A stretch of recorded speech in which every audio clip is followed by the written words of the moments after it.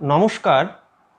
আমরা গতদিন ভাত গল্পের প্রথম পর্ব পড়িয়েছিলাম। আজ আসছি দ্বিতীয় পর্বে। প্রথম দিন আমরা পড়িয়েছিলাম মানুষের সঙ্গে বিয়ে দিও না এই পর্যন্ত। সেটা পিসিমা চরিত্রের একটা বড় অংশ আমরা শেষ করেছি, যদিও সমগ্র গল্প জুড়ে পিসিমা চরিত্রটি আছে। এবার আমরা আসছি অন্য একটি চরিত্র, যেটা বড় বউ, তাকে কেন্দ্র করে আরও কিছু কথায়।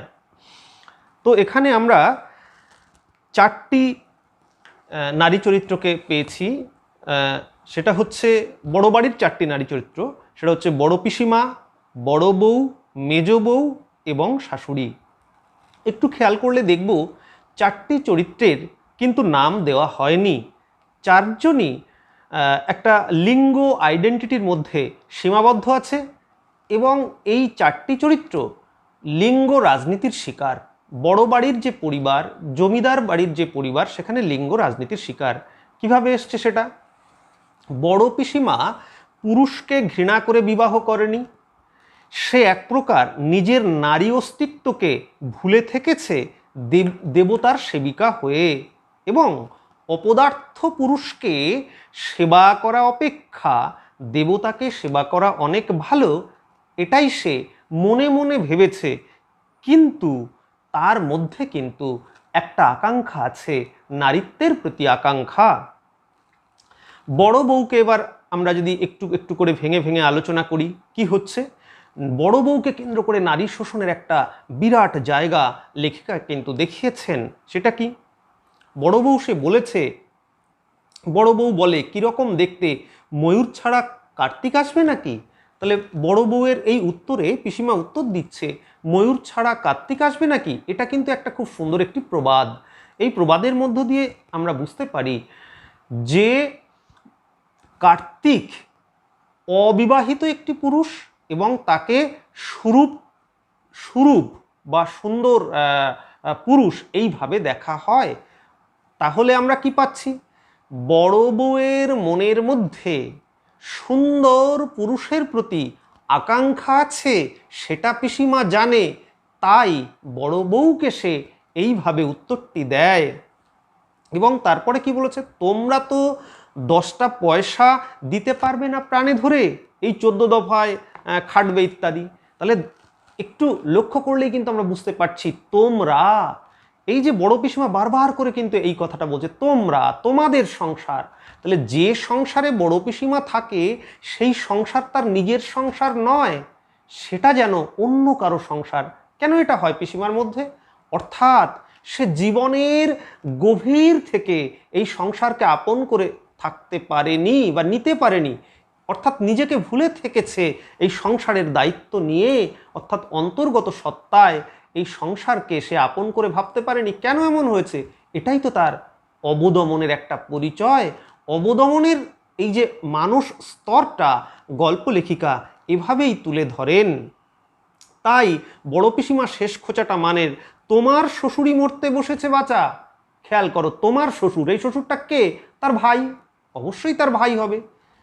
কিন্তু সে সেই ভাইকে ভাই বলে মনে করে না, বলে তোমার শ্বশুর। কেন ভাইকে ভাই বলে মনে করে না? কারণ এই ভাই তাকে বিবাহ দিতে পারেনি, বরং এই সংসারের জন্য এক প্রকার খাটিয়ে নিয়েছে। আর তার চেয়ে বড় কথা, বড় পিসিমাও এই ভাইকে কোথাও ঘৃণা করে। কেন ঘৃণা করে? সে নারী হিসাবে ঘৃণা করে, সে বোন হিসাবে নয়। তাহলে যে কোনো মানুষ তার সত্তার বা অস্তিত্বের গভীরে সে যখন নিজের সঙ্গে কথা বলে, সেই অবচেতন স্তরটা গল্প লেখিকা তুলে ধরেন।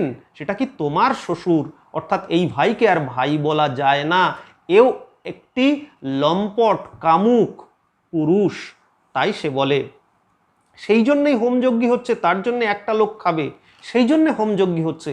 হোমযজ্ঞীর একটা বিরাট তাৎপর্য আছে, আমি আসছি। তার আগে বড় বউ কোনো কথা বলে না। বড় বউ কিন্তু পিসিমার এই কথার কোনো উত্তর দেয় না, কারণ বড় বউও মনের গভীরে বুঝতে পারে তারও যে যন্ত্রণা, বড় পিসিমারও সেই যন্ত্রণা। তাই সে বলে, সব কথাই সত্যি, বড় পিসিমার একটা কথাও মিথ্যে নয়। তার শ্বশুরি মরতে বসে 82টা বছর অনেকটা বয়স। এ প্রসঙ্গে এই 82 বছর বয়সের একটা গভীর তাৎপর্য আছে, সেটা বলতে গেলে অনেকটা সময় লাগবে। এই গল্পটা একটু ধরিয়ে দিই। এই গল্পটি প্রকাশিত হচ্ছে 1982 সালে। তাহলে 1982 আর এই জমিদার যে মরছে তার 82 বয়স, এটা একটা সংযোগ। এটা সংক্ষেপে হয়তো ধরা যায়, কিন্তু আমি তাৎপর্যের ব্যাখ্যায় যাচ্ছি না।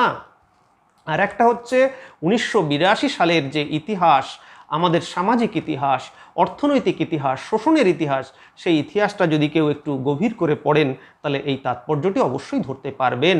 যদি কখনো সময় হয় তাহলে এটা হয়তো আমি তুলে ধরার চেষ্টা করব, কিন্তু সে অনেক ভবিষ্যতের কথা। এবার আমি যাই। কিন্তু শ্বশুর বেশ টঙ্ক ছিলেন, তবে ক্যান্সার বলে কথা, ক্যান্সার যে লিভারে হয় তাই বড় বউ জানতো না। বড় বউ প্রায় দৌড়ে চলে যায়। অসাধারণ কথা। ক্যান্সার কোথায় হয়? লিভারে হয়, এটা বড় বউ জানতো না। তাহলে বড় বউ কি জানে? বড় বউ শ্বশুরের সেবা করে। সেবা করে মানে কিন্তু শুধু বাইরের সেবা নয়, শ্বশুরের ঘরে তার যাতায়াত আছে। এই যাতায়াতের দরুন সে জানে এই শ্বশুরের চরিত্র, এটা কিন্তু সে জানে। তাহলে সে শ্বশুরের কি দেখেছে? এই যাতায়াতের ফলে শ্বশুরের মধ্যে দেখেছে তীব্র এক যৌন কামনা বা যৌন সম্ভোগ। সেটা জানে তার শ্বশুর যে যৌনতার প্রতি আকৃষ্ট, এটা বড় বউ জানে। এবার একটু বলি এখানটায়, বড় বউ নিজে তার স্বামীর কাছ থেকে উপযুক্ত ব্যবহার সে পায়নি, সম্মান পায়নি, এবং এই শ্বশুর সেও যেহেতু বড় বউয়ের মধ্যে একটা যৌনতাকে কেন্দ্র করে একটা ক্রাইসিস রয়েছে, তাই যৌনতার এই ক্রাইসিসটা তার কাছে একদম পরিষ্কার। সেদিক থেকে শ্বশুরকেও সে যৌন সম্ভোগকারী পুরুষ হিসাবেই সে চেনে। এদিক থেকে সে ভেবেছে এই শ্বশুরের যদি কখনো কোনো সমস্যা হয় বা ক্যান্সার হয় তাহলে তার যৌনাঙ্গেই হবে, এই আইডেন্টিফিকেশান। কিন্তু লিভারে হয়েছে কেন? লেখিকা গল্পটাকে নিয়ে যাচ্ছেন খাদ্য সংকটের দিকে, এবং সমগ্র সাধারণ মানুষের খাবার সে শোষণ করে নিয়েছে। তাহলে কি এই যে বড় বাড়ির পুরুষরা যৌনতার প্রতি, ভোগাকাঙ্ক্ষার প্রতি এতটা লিপ্ত হতে পেরেছে কেন? তাদের অর্থনৈতিক অবস্থা অনেক বেশি। অর্থাৎ এই যে তাদের আরেকটি প্রবৃত্তি, বড় বাড়ির বড়লোকদের একটা প্রবৃত্তি, সেটা কি যৌনতার সম্ভোগের প্রবৃত্তি। এইটা এর বাড়বাড়ন্তের কারণ হচ্ছে গরিব মানুষের অর্থ, টাকা পয়সা শোষণ করেই এদের এই পশুত্ব বৃত্তির বৃদ্ধি ঘটেছে, সেটা লেখিকা দেখান। এবং সেই পশুত্ব বৃত্তিকে কেন্দ্র করে ঘরের নারীদেরও সে শোষণ করছে, তারা এই পুরুষরা। এই দ্বিমাত্রিক শোষণ এই গল্পে যুক্ত হয়েছে। তাই গল্প লেখিকা দেখান ক্যান্সারটা লিভারে। লিভার হচ্ছে এমন একটি অর্গান, যে অর্গান থেকে খাদ্য পাচককারী রস নিঃসৃত হয় এবং খাদ্যটাকে হজম করতে সাহায্য করে। তাহলে এই সমাজের সমগ্র মানুষের খাবার তারা যেন শোষণ করে নিয়েছে। তাই লিভারটা ক্যান্সারটা লিভারেই হয়, যৌনাঙ্গে হয় না। তাই বড় বউয়ের কাছে সেটা একটা বিস্ময়, কারণ বড় বউ এইটা তলিয়ে দেখেনি। আমরা প্রত্যেকেই আমাদের নিজস্ব দৃষ্টিভঙ্গি থেকেই কোনো একটা সমস্যাকে দেখার চেষ্টা করি। বড় বউ দেখেছে যৌনতার সমস্যাকে কেন্দ্র করে, তাই তার কাছে মনে হয়েছে যৌনাঙ্গেই ক্যান্সার হওয়ার কথা। কিন্তু এই শ্বশুর তার চেয়ে বড় কথা, যে সমাজের সাধারণ মানুষের সম্পদ সে শোষণ করে নেয়, তাই ক্যান্সারটা তার লিভারেই হয়। যাক, এরকম আরও অসংখ্য জায়গা রয়েছে, আমি একটু কয়েকটা জায়গা ধরিয়ে দিই। এই গল্প এভাবে পড়াতে গেলে সত্যি তো কত দীর্ঘ সময় হবে। পিসিমাকে বড় বউ মনে মনে ভাবে সব কথাই সত্যি, সেটা আমি বলেছি। ক্যান্সার লিভারে হয় তার বর্ণনা দিলাম। শ্বশুর বড় বউয়ের কাছে ঠাকুর দেবতা সমান, এই কথাটার অর্থ কি? এটা জোর করে আঁকড়ে ধরা বাইরের একটা মুখোশ। সত্যি কি বড় বউয়ের কাছে শ্বশুর ঠাকুর দেবতা? না, একেবারেই তা নয়। তাহলে বড় বউ কি ভেবেছে? কত কাজ করতে হয় সারা জীবন ধরে। যদি শ্বশুরকে সে প্রকৃত দেবতা বলেই মানত, ঠাকুর দেবতা বলে মানতো, তাহলে ভাবতো এই কথাটা কি সে বলতো কত কাজ করতে হয় সারা জীবন ধরে, তার মানে তার কাজ করতে ভালো লাগে না, শ্বশুরের সেবা করতে ভালো লাগে না। তাহলে সেবাটা কেন করে? নিজেকে ভুলে থাকার জন্য। সারা দিন সে কিভাবে থাকবে, তার জীবনের যন্ত্রণা, তার স্বামী তার প্রতি ভালো আচরণ করে না, তাকে ঠকায়, এই যন্ত্রণা সে কিভাবে ভুলে থাকবে? সেই ভুলে থাকার একটা পন্থা, যন্ত্রণা ভুলে থাকার একটা পন্থা হলো শ্বশুরকে সেবা করা। কি করছে সে? কি তাহলে দেখা যাচ্ছে এই শ্বশুরকে সেবা করার মধ্য দিয়ে সে কি পায়? সেও কিন্তু ওই ভাত কাপড়ের আশ্রয় কিন্তু তার শ্বশুর, তার স্বামী নয়। তার কারণ তার স্বামী অকর্মণ্য স্বামী, সে বাবার পয়সায় খায়, সুতরাং তার একটা পয়সা ইনকাম করার মুরদ নেই। তাই এই স্বামীকে সে ঘৃণা করে এবং সে কি করে? শ্বশুরকে সেবা করে। শ্বশুরকে সেবা করার মধ্য দিয়ে সে দুমুঠো ভাত, আশ্রয় সব কিছুই পায় এই বড় বউ। পাঠক একটু লক্ষ্য করলে, আমরা এর আগেও বলেছি লোকটার চাহনি বড় বউয়ের প্রথম থেকে ভালো লাগেনি, সেটা নিয়ে আমি বলার চেষ্টা করেছি। তাহলে বড় বউয়ের ক্রাইসিসটা কোথায়? এবার শ্বশুরকে সেবা করে বড় বউ বিকৃত মানস অবস্থানে আছে। তাহলে এটা একটা বিকৃত মানস অবস্থান, এটা তার অবদমনের শিকার। বড় বউ স্বামীর সেবা করতে চায়, কিন্তু যে স্বামী অসৎ চরিত্রের, খারাপ চরিত্রের, তার সেবা করতে ঘৃণাবোধ হয়। তাই এইরূপ স্বামীকে সেবা করা অপেক্ষা শ্বশুরকে সেবা করা অনেক ভালো, কারণ তার বিনিময়ে শ্বশুরের কাছ থেকে সে খাবারটুকু তো পাবে, আশ্রয়টুকু তো পাবে, এটুকু তো দরকার। তার স্বামীর সেটুকু ক্ষমতা নেই। নৈশ নষ্টামির কারণে তার স্বামী 11টায় ঘুম থেকে ওঠে। চাকরির কোনো প্রশ্ন নেই, দেবত্বর সম্পত্তি আছে। এবার লিভারে ক্যান্সারের ব্যাপারটা আমি বলেছি, এ প্রসঙ্গে একটু মনে রাখতে হবে, শ্বশুরকে সে বলেছে যে তখন, এখানটা খুব সুন্দর আছে, তখন চাঁদ সূর্য উঠবে কি না। এই চাঁদ সূর্যের ব্যাখ্যাটি কিন্তু অসাধারণ। কি সেই ব্যাখ্যা? সেটা হচ্ছে শ্বশুর যেহেতু বড় বউয়ের ভাত কাপড়ের যোগান দেয়, তাই শ্বশুর হচ্ছে সূর্য। সূর্যের আলোয় আমরা যেমন প্রয়োজনের কাজকর্মগুলো মিটিয়ে নিই দিনের বেলায়, তাই জীবনেরও কিছু প্রয়োজন আছে। অর্থাৎ জীবনের কি প্রয়োজন? জীবনের প্রয়োজন হলো এই বউটার ভাত এবং কাপড়, আশ্রয়। সেটা যেহেতু শ্বশুরের কাছ থেকে মিলছে, তাই শ্বশুর তার কাছে সূর্য। তাহলে প্রশ্ন হলো শ্বশুর চাঁদ কেন? এ প্রসঙ্গে কোনোভাবেই ভাবা যাবে না শ্বশুরের সঙ্গে বড় বউয়ের কোনো অবৈধ সম্পর্ক আছে, তা কিন্তু নয়। কিন্তু শ্বশুর হচ্ছে এই বড় বউয়ের প্রেমের বিকল্প। কি সেটা? বড় বউ অবশ্যই তার স্বামীর কাছ থেকে প্রেম এবং সম্মান আকাঙ্ক্ষা করে, কিন্তু সেটা পায় না। সেই প্রেম এবং প্রেমাকাঙ্ক্ষা, এটাকে ভুলে থাকার জন্য সে শ্বশুরকে সেবা করে। তাই শ্বশুরের সেবা ধর্মই তার প্রেমের বিকল্প হয়ে ওঠে। তাই শ্বশুর তার কাছে একই সঙ্গে চাঁদ এবং সূর্য। অসংখ্য বিষয় রয়েছে এই গল্পটায়। আমরা এবার আসছি বড় বাড়ির মেজ বউকে নিয়ে। অর্থাৎ মেজ বউও কিন্তু ঠিক বড় বউয়েরই মতো। বড় বউ শ্বশুরের সেবা করে, মেজ বউ শাশুড়ির সেবা করে। মেজ বউ শাশুড়িকে সেবা করে তার যন্ত্রণা ভুলে থাকে, কারণ তার স্বামীও কিন্তু ওই বড় বউয়ের স্বামীরই মতো। অর্থাৎ প্রত্যেকটি পুরুষ চরিত্র একেবারে অপদার্থ, নারী লোলুপ। তাই মেজ বউও কিন্তু তার স্বামীর কাছ থেকে বঞ্চিত, কোনো রকম প্রেম সে পায়নি, সেও স্বামীকে ঘৃণা করে। তাই তার নারীত্বের যে আকাঙ্ক্ষা, সেটা সে কিভাবে ভুলে থাকবে? শাশুড়ির সেবা করে। তাহলে শুধু কি এই বাড়ির বড় বউ মেজ বউ? না, শাশুড়িও তাই। তাই বাসিনীর সংলাপ থেকে আমরা সেটা স্পষ্ট বুঝতে পারি। বাসিনী কি বলেছে? তেকেলে বুড়ো বাড়ির কর্তা মরবে নে, মদ রে মেয়ে ছেলে রে, ওই যে হোমের যোগান দিচ্ছে ওই মুটকি ওনার খাস ঝি। এই বক্তব্যের মধ্যে আমরা কি পাচ্ছি? এই জমিদার পুরুষটিও ভোগী, নারী লোলুপ। তাই এইরূপ স্বামী যদি মারা যায়, তাহলে শাশুড়ির কোনো দুঃখ হয় না।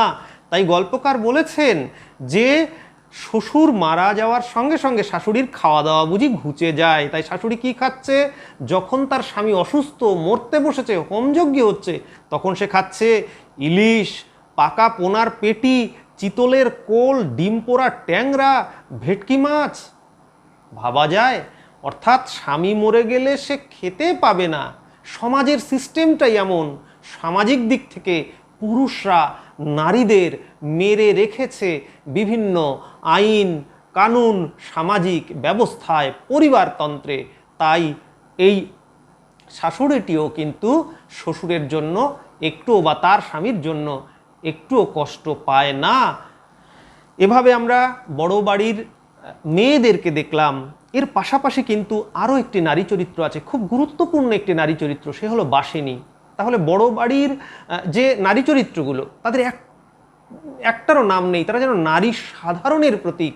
কিন্তু বাসিনী, সেও কিন্তু একটি শ্রেণীর প্রতীক, কিন্তু শ্রেণী হয়েও তার মধ্যে একটা ব্যক্তিত্ব আছে বলে লেখিকা তার নাম দেন বাসিনী। এই নামটির তাৎপর্য কি?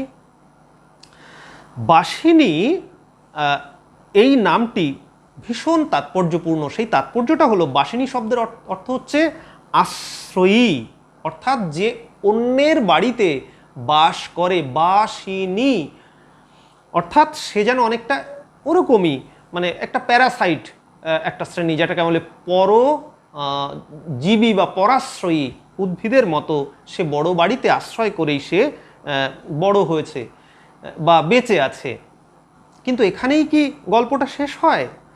বড় বাড়ির বউরা অন্নদাসী বা সেবাদাসী, সেবাদাসী বা অন্নদাসী, এইভাবে তারা পরিচিতি পাচ্ছে লেখিকার হাত ধরে। কিন্তু বাসিনীর ব্যক্তিত্ব কোথায়? বাসিনী বলছে যে ওই মুটকি ঝিঠাকে আমি তাড়াবই। এই যে তার একটা ব্যক্তিত্ব, আত্মসম্মান, এটা বড়। শুধু তাই নয়, সে উৎসবকে কি বলছে? গাঁ সম্পর্কে দাদা তো হও। এই যে কত সুন্দর একটা সম্পর্ক, গ্রামের দিক থেকে তুমি আমার দাদা। শুধু তাই নয়, ওই যে না খেতে পেয়ে রয়েছে উৎসব, তাকে কে নিয়ে এসছে বড় বাড়িতে, সে যেন দুটো খেতে পায়। এই সহানুভূতি, মানুষের প্রতি এই সহানুভূতি, এটা বাসিনীর রয়েছে। বাসিনীও শ্রেণীর সামনে উৎসবের একই শ্রেণীর মধ্যে পড়ে। যে যারা বড় বাড়ির নারী, তাদের কোনো নাম নেই, তারা সাধারণভাবে পরিচিতি পেয়েছে। কারণ সব বড়লোক বাড়ির নারীদের প্রায় একই রকম অবস্থা, এই ধারণাটি লেখিকা প্রকাশ করতে চেয়েছেন। কিন্তু এই যে বড়লোক যারা, তাদেরও নাম নেই, কিন্তু কতগুলো নাম কিন্তু এসছে।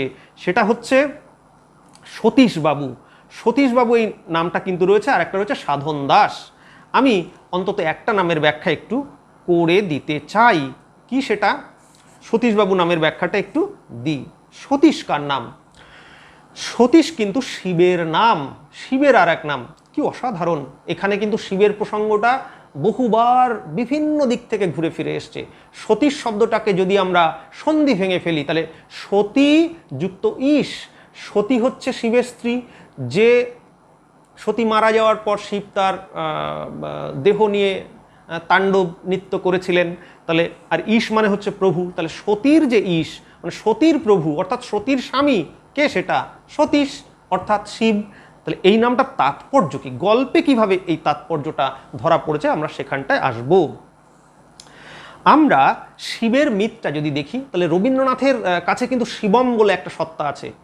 সত্যম শিবম, আমি সত্য না, এখানে শিবম সত্তা। কি সেই শিবম সত্তা? খুব সংক্ষেপে বলবো একেবারেই।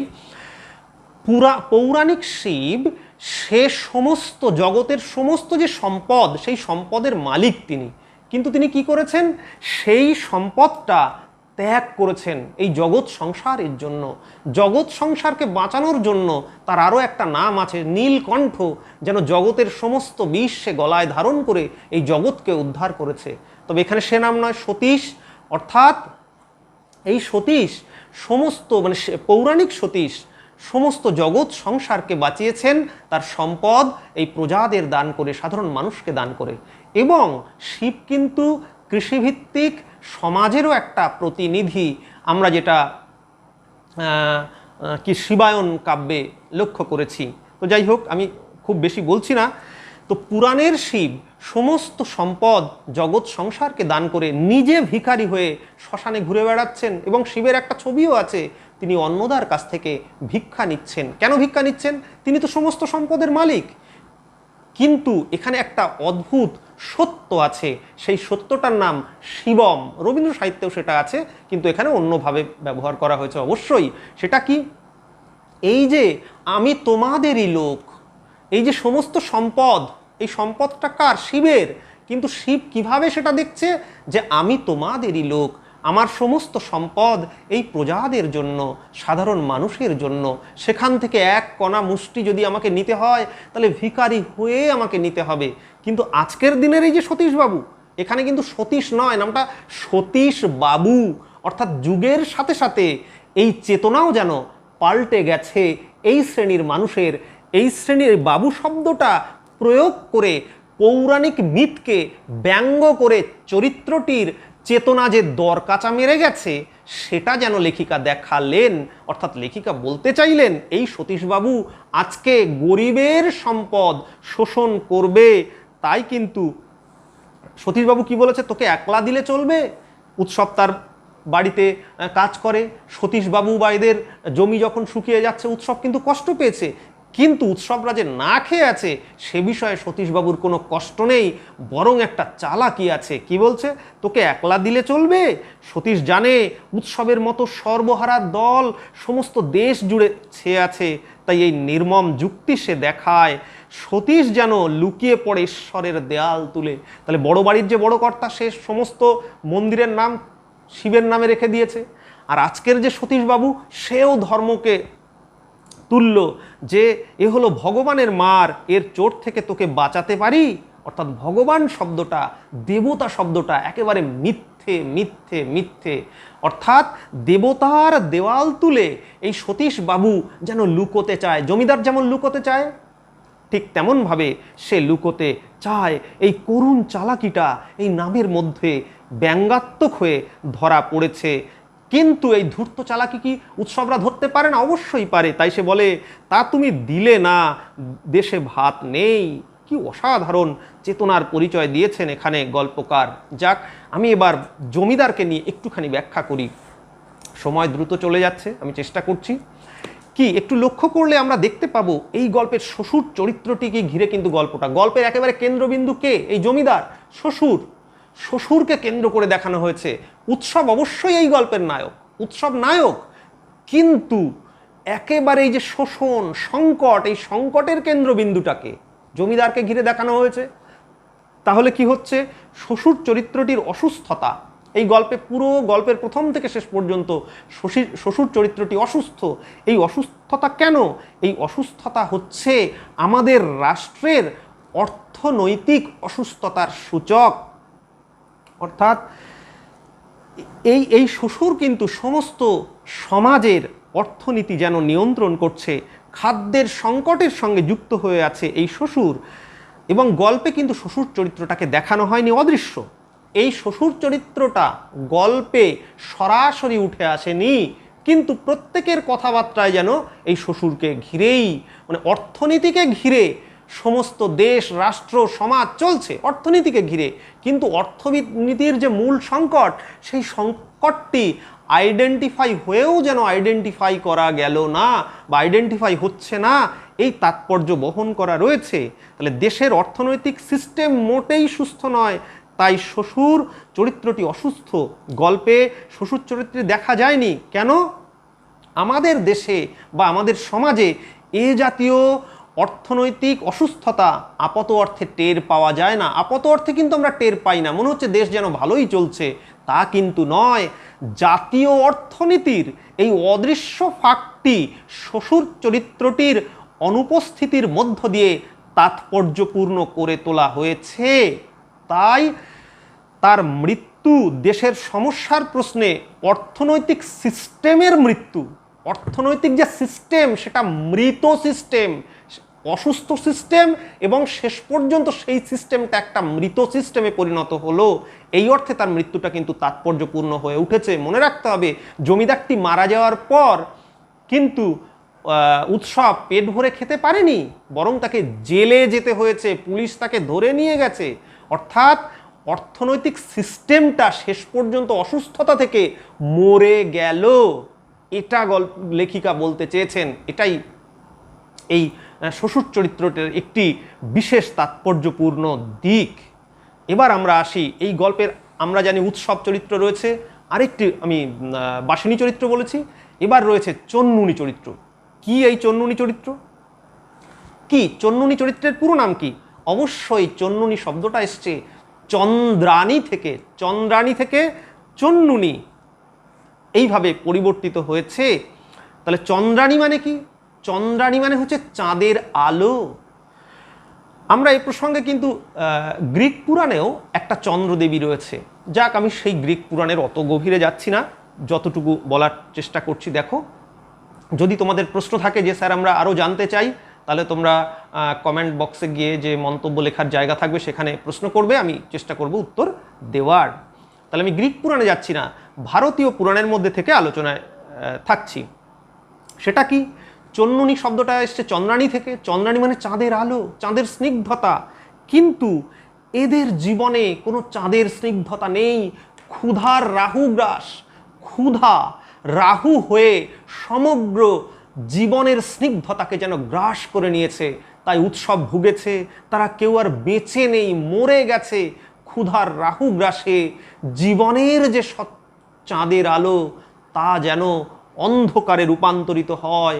সামাজিক অন্ধকার, জীবনের অন্ধকার, প্রতিটা সংসারের প্রতিটা ব্যক্তি মানুষের অন্ধকার, সেটা হচ্ছে সাবলটার্ন শ্রেণীর প্রতিটা মানুষ যেন ক্ষুধার রাহুগ্রাসের মধ্যে পতিত হয়ে আছে।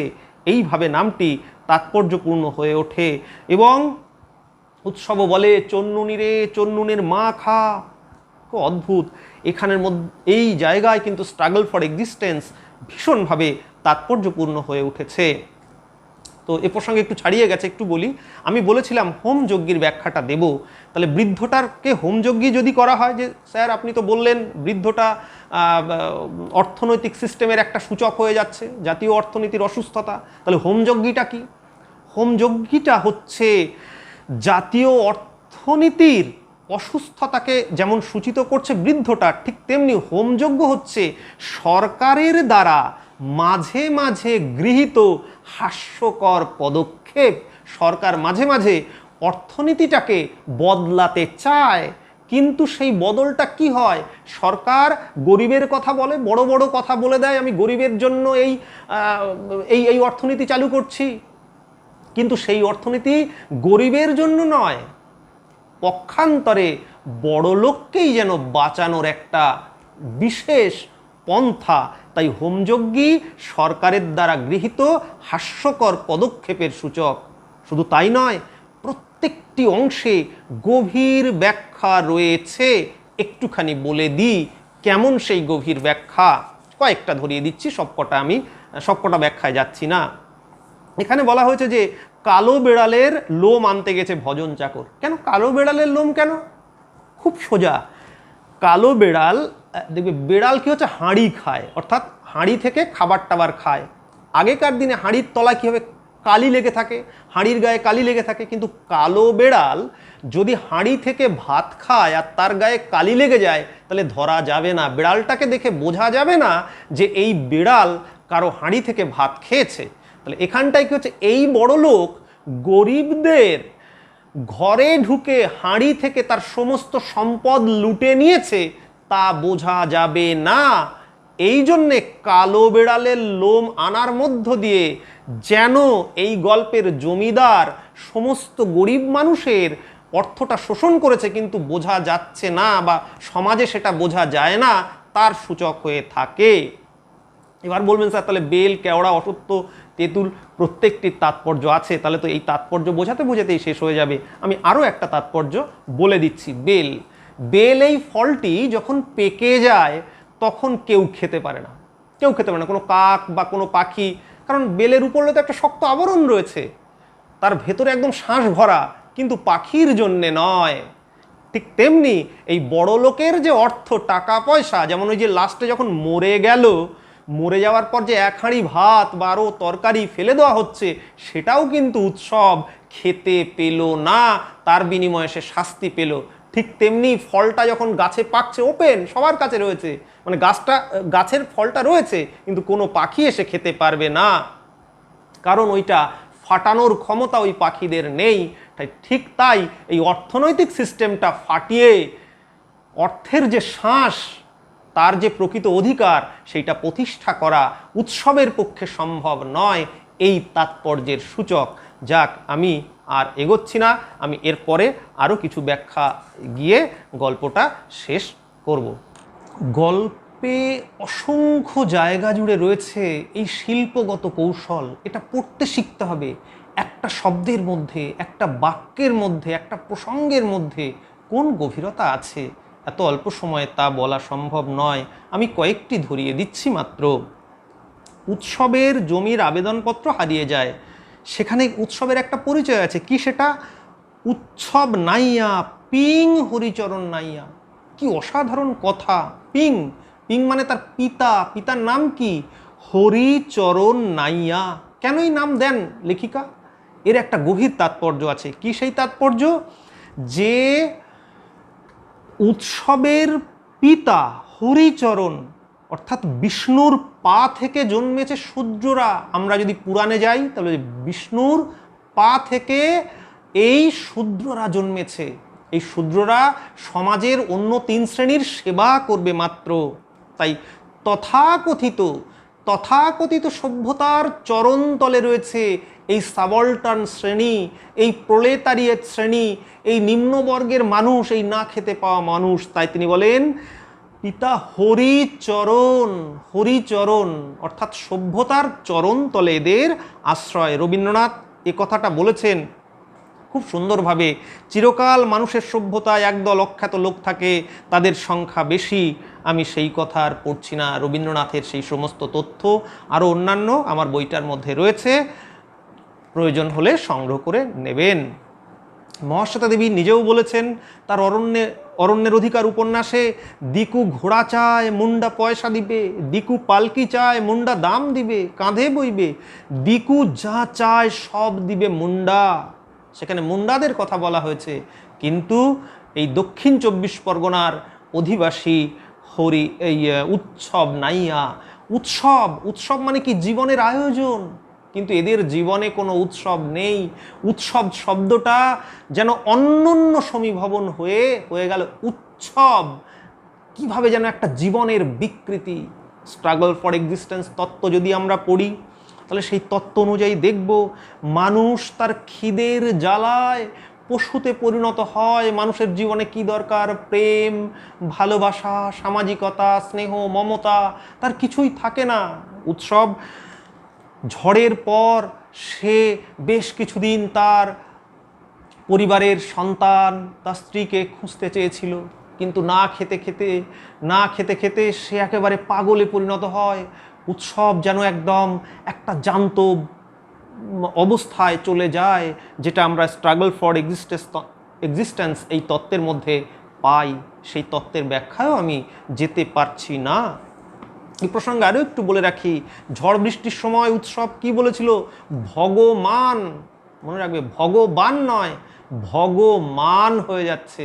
এ যেন ভগবানের একটা বিকৃতি, অর্থাৎ ঈশ্বর তত্ত্বকে আমরা যে ধর্মীয় তত্ত্বের কথা বলে থাকি এতদিন ধরে, যেন লেখিকা তাকে গুঁড়ো করে দিতে চান। তাই উৎসব বলেছে ঝেয়ে বামুন হয়েছ, ঝেয়ে বামুন অর্থাৎ মরা বাড়ির ভাত, অসুজ বাড়ির ভাত বা সম্পত্তি ব্রাহ্মণরা নিতে পারে, কিন্তু এই সাধারণ মানুষ উৎসব তাও যেন নিতে পারে না। সমাজ এই সিস্টেম দ্বারা চালিত।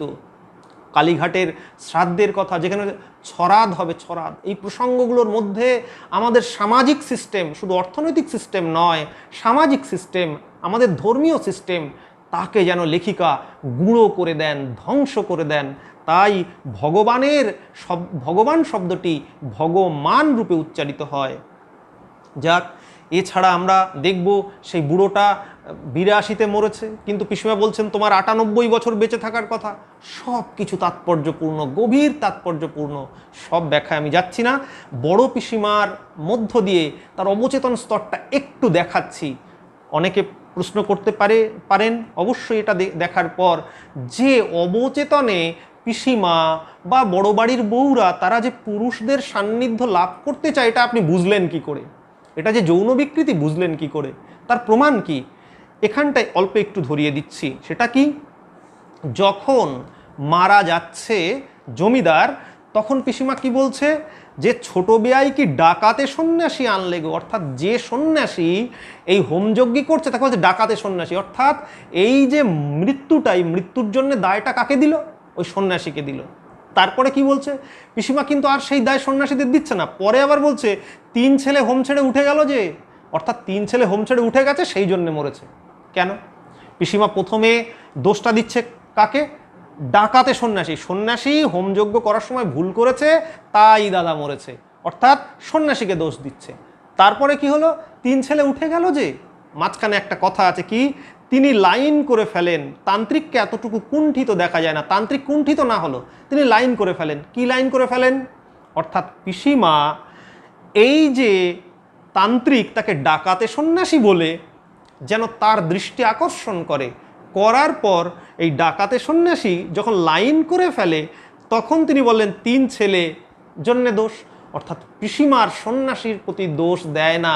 এই হলো অবচেতনে সন্ন্যাসীর প্রতি এই পিসিমা চরিত্রটির একটা দুর্বলতা, যে দুর্বলতা একটি নারী কোনো পুরুষকে ঘিরে তৈরি করে তোলে।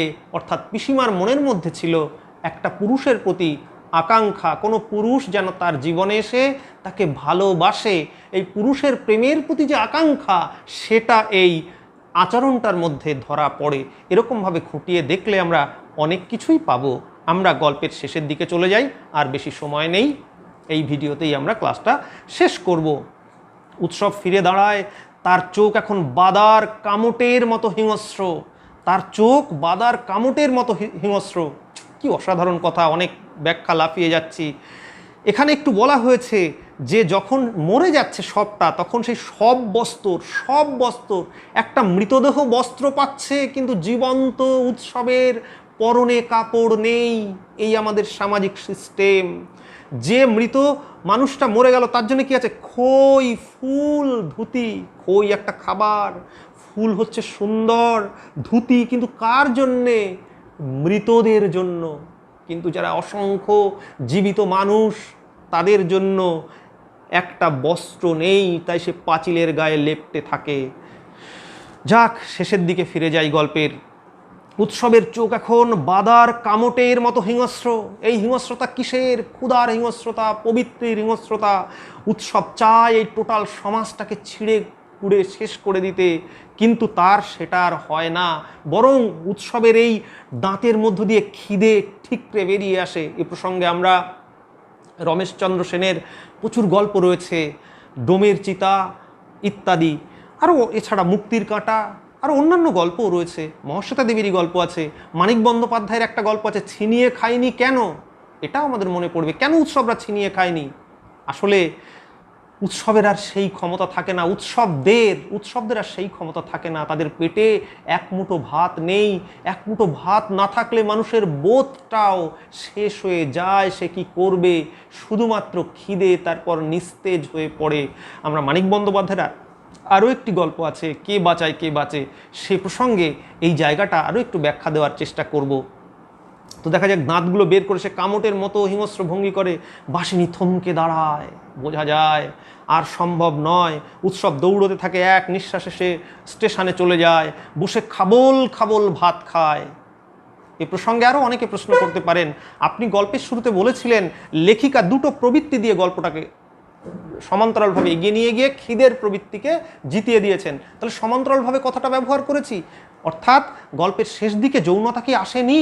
কিভাবে তিনি যৌনতার ইতি টানলেন, বা দুটো রঙকে, যৌনতা এবং ক্ষুধা, এই দুটি প্রবৃত্তিকে পাশাপাশি রেখে ক্ষুধাকে তিনি অনেক দূর এগিয়ে দিলেন, সেটা আমরা এখানটায় পাবো।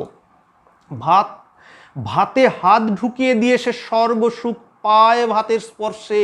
এই লাইনটি অসাধারণ। তারপরে লেখিকা বলে দেন, চন্নুনির মা কখনো তাকে এমন সুখ দিতে পারেনি। এখানে যৌন সুখ আর খিদের প্রবৃত্তি মেটানোর সুখ, দুটো সুখকে পাশাপাশি রেখে বললেন চন্নুনির মা তাকে সুখ দিতে পারেনি, অর্থাৎ মানুষ যৌনতা থেকে যে সুখ পায় তার চেয়ে তীব্রতম সুখ পেতে পারে খাদ্য গ্রহণের মধ্য দিয়ে। সেই পর্যায়টিকে যেন দেখিয়ে দেন একেবারে প্রবৃত্তির চূড়ান্ত জায়গা। খেতে খেতে তার যেন কি হয়, মুখ ডুবিয়ে দিয়ে খায়, ভাত, শুধু ভাত, বাদার ভাত। বাদার ভাত খেলে তবে তো সে আসল বাদাটার খোঁজ পেয়ে যাবে একদিন। সত্যি তো, মানুষ যখন খিদের পশুত্ব বৃত্তি থেকে স্ট্রাগল ফর এক্সিস্টেন্সে জয়ী হবে তখনই সে প্রকৃত বাদা, তার অধিকার চেতনা অর্থাৎ সামাজিক চেতনায় পৌঁছানোর কথা বলেন। রাষ্ট্রতন্ত্র, সামাজিক চেতনা, এটা মানুষের জন্য। কিন্তু স্ট্রাগল ফর এক্সিস্টেন্স তত্ত্বের সীমানা না পেরোলে মানুষ সেই স্তরে পৌঁছাবে কি করে? তাই পশুত্বের মানে একদম মিনিমাম যে খাবারটুকু সেটা মানুষের পাওয়া দরকার। তারপর মানুষ কিন্তু সেই আসল বাদাটা অর্থাৎ প্রকৃত যে অধিকার, মনুষ্যত্বের অধিকার, অর্থনৈতিক অধিকার, সামাজিক অধিকার, রাষ্ট্রীয় অধিকার, তার সুখ সে পাবে। অসাধারণ কথা। অর্থাৎ এই স্ট্রাগল ফর এক্সিস্টেন্স পশুত্ব বৃত্তির পরেই শুরু হয় আমাদের মানববৃত্তি। মানববৃত্তি কথাটা যখন অর্থনীতির সঙ্গে যুক্ত হবে, সামাজিকতার সঙ্গে যুক্ত হবে, সেই মানববৃত্তির সঙ্গে যুক্ত হয় বাদা। বাদা মানে প্রকৃত অর্থনৈতিক সামাজিক অধিকার। তাই বলেন চন্নুনি রে, চন্নুনি তুই খা। চন্নুনি রে, এখানে আসে চন্নুনি মানে আসে চন্দ্রাণী। গ্রিক পুরাণের কথা একটু বলতে হয়। এই গ্রিক দেবী যেন দুই দিকে মুখ করে রয়েছে।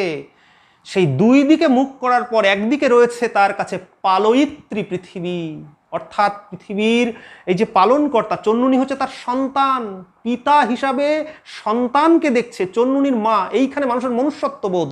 আমার সন্তান খাবে, আমার স্ত্রী খাবে, এটা তো মনুষ্যত্বের বোধ। প্রেম, স্নেহ, মমতা, এই বোধ কখন আসে? যখন সে পশুত্ব বৃত্তির পর্যায়টা পেরিয়ে যায়।